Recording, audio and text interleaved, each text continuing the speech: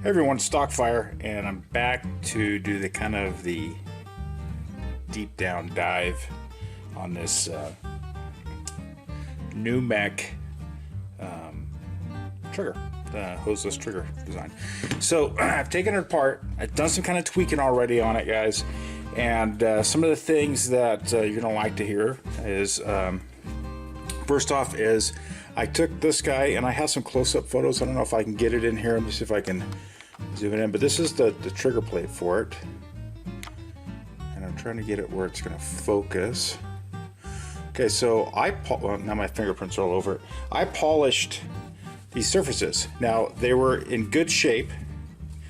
They had a little bit of machining work. You can see my fingerprints, but I put on my polish wheel, and I didn't do it with the Dremel, guys, and I don't recommend that. You don't want to take the nice 90-degree angles on these off. Do it on a polishing wheel, like on a big, if you have one of those.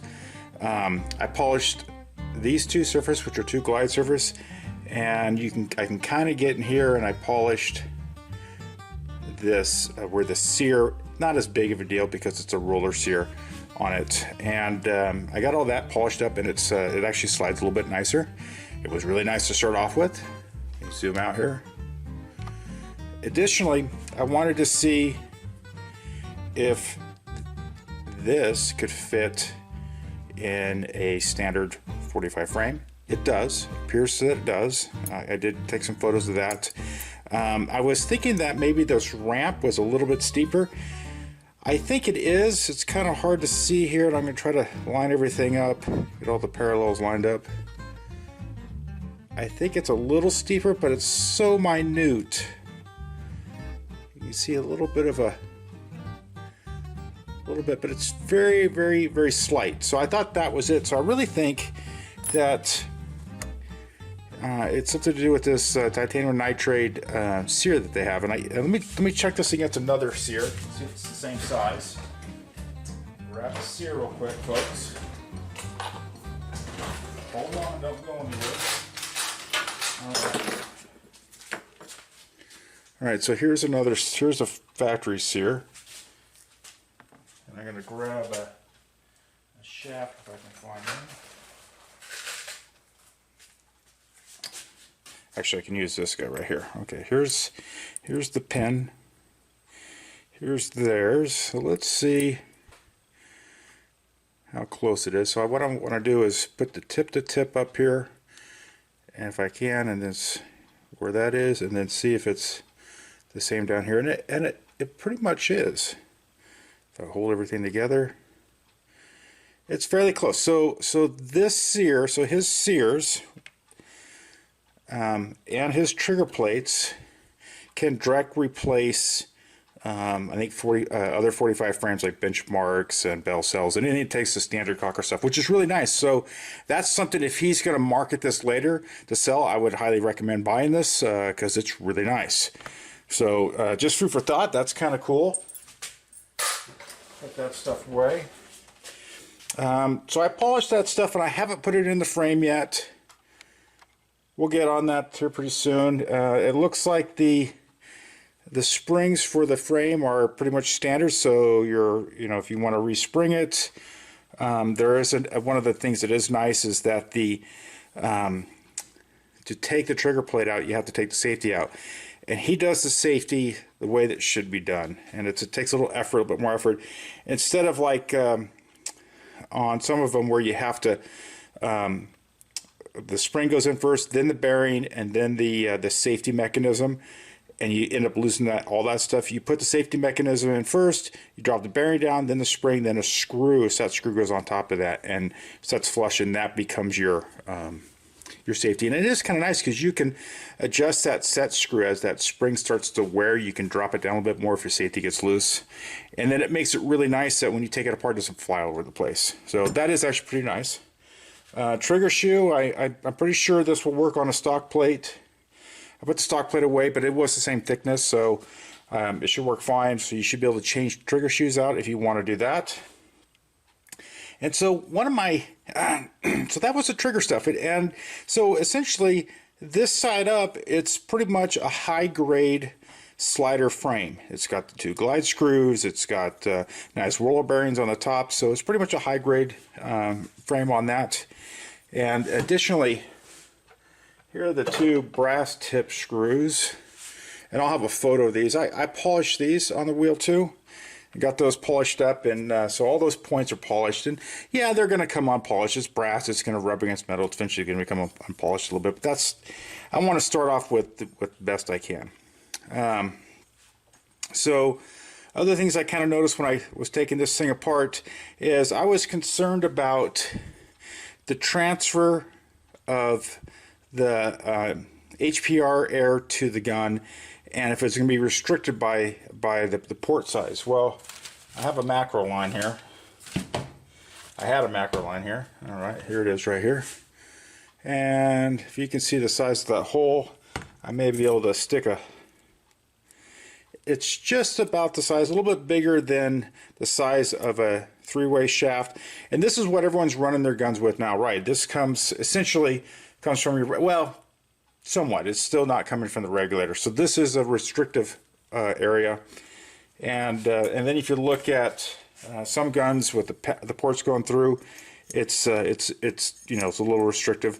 So just to let you know, this hole down here is it's larger than this 1/8 inch rod. So I don't know what size it is. It's bigger, so that goes all the way down into the top of the reg. And then likewise, I think it's the same diameter coming all the way through here, which is nice. So I know there's not any restriction in there, which is really good. The other thing I noticed, let me see if I can zoom out here. I got all the regulator parts here, and I don't really want to mess around with this. This right here is the regulator, like the lower body half.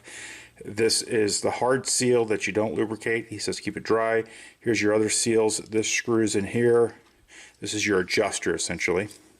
And then your piston and everything goes, oops, let me get that thing lined up there.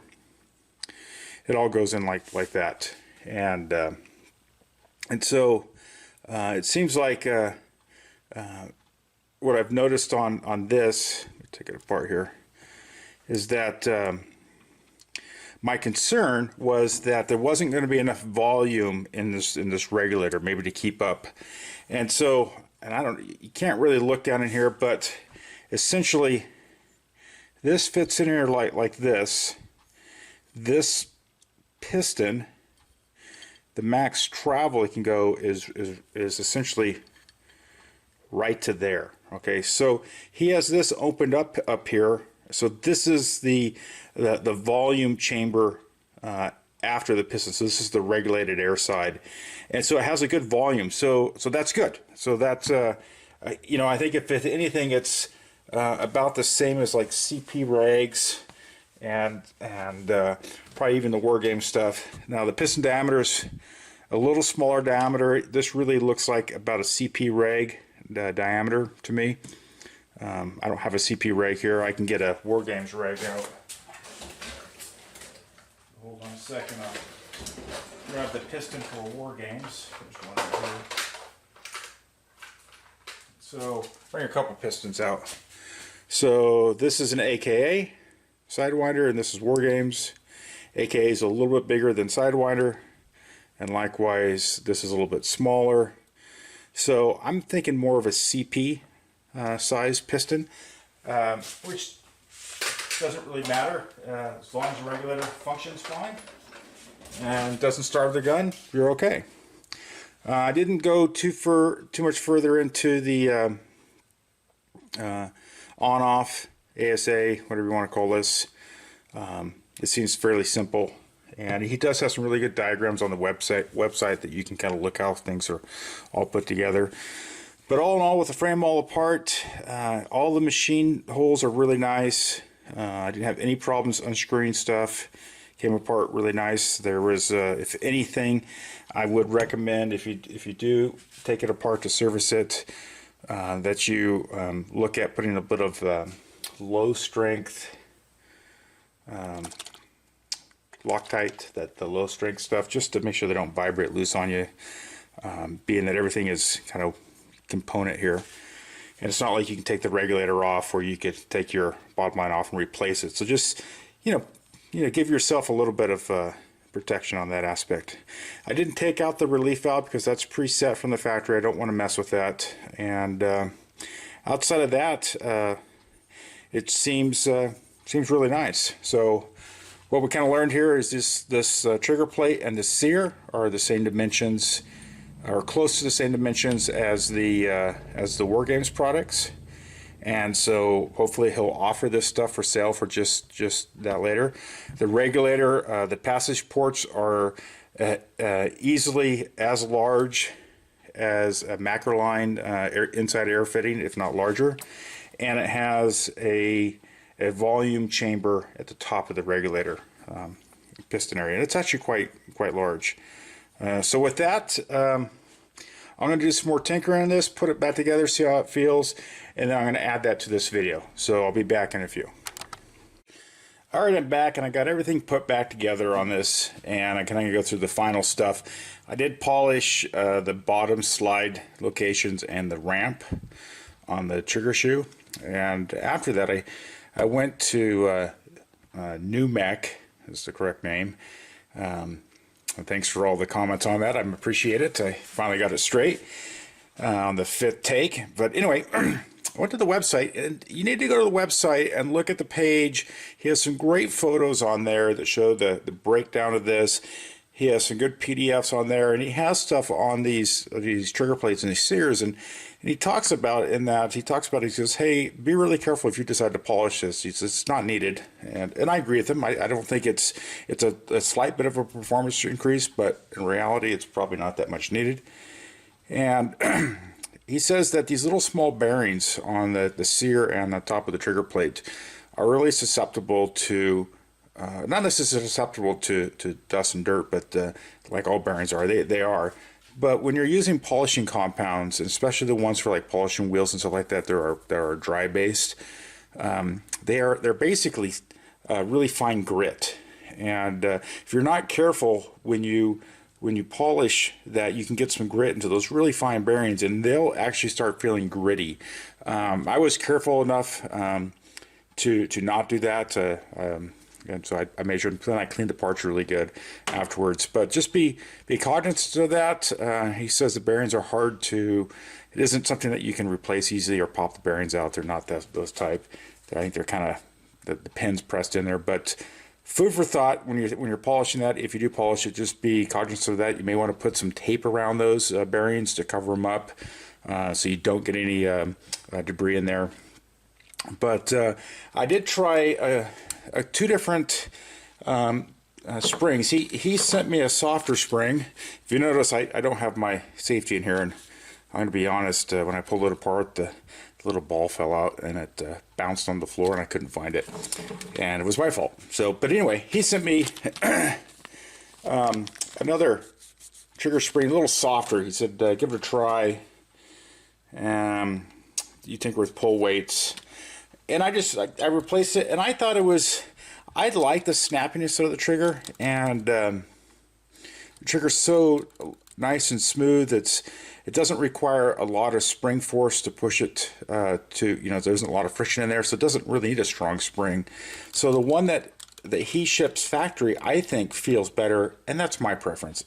It's more responsive. That one's a little bit more spongy, a little bit more mushy feeling, and it all depends on how much lube you have in here, how the quality of your three-way O-rings and how tight they are in here, and it all depends on your setup. So I think what he does, I think he has a good spring in here for probably the majority of the stuff that's out there.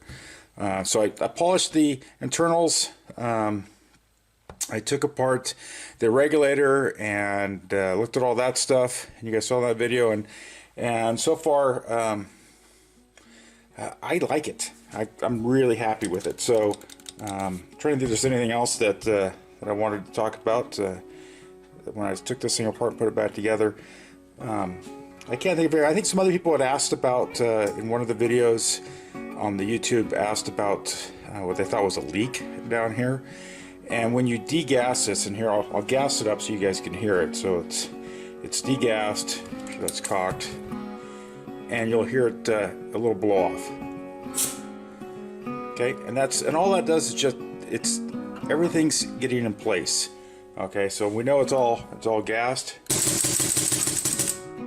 works. So when I degas this, okay, so that pin degasses right here, and I still have a shot in here. So if I fire this, then you hear that. So basically, there's something that he has designed in this regulator that depressurizes the regulator after there's the pressure in front on top of the regulator is out. So that's all that is, and it's completely normal. There's a little vent hole in there. That's what that's for, and at least I think it's normal. But someone did comment about that. It's not leaking anywhere. I did have a leak down here. It ended up being my tank O-rings. That was bad. I fixed that. And so if anyone heard that, that was actually from a tank and not from the unit itself. The other thing is, I had shortened my timing rod a little bit, so the length of this little short arm, I took off probably I would say about 1/8 of an inch with I have a grinder, and I grinded it off and cleaned it up. And then I had the timing rod I have in here, I had flattened a little bit, so it actually fits. It's not snug in the hole, it slips in the hole, but it doesn't have any play, so it's actually a good fit for the hole. And I don't know if I can show it. You see that it's nice and perpendicular, it doesn't angle off there. I didn't have a problem before, but you may want to, if you're 3 ways leaking and you haven't done that little modification, it may be because it's putting a little stress on your 3-air O-rings enough that they may be leaking, so that could be the issue. But outside of that, this thing shoots really nice. I want to take it out to the field and get some field time on it and see how it shoots, and go play. So anyway, that's it. Like, subscribe wherever you do on the YouTube thing, and thanks a lot for all the comments. I appreciate it. Keep them coming, and I'll work on my name stuff. Oh yeah, I can make a comment. I think I mentioned that this was a night cast. I know it's not a night cast. For some reason I said night cast. This is an outcast body. I think on review 4, a fellow custom cocker guy decided to notify me that I got it wrong, but it's still the same body. It's a War Games body, but here nor there. Outcast, I cleared that up, and no fake news here, guys, and have a good one. Bye.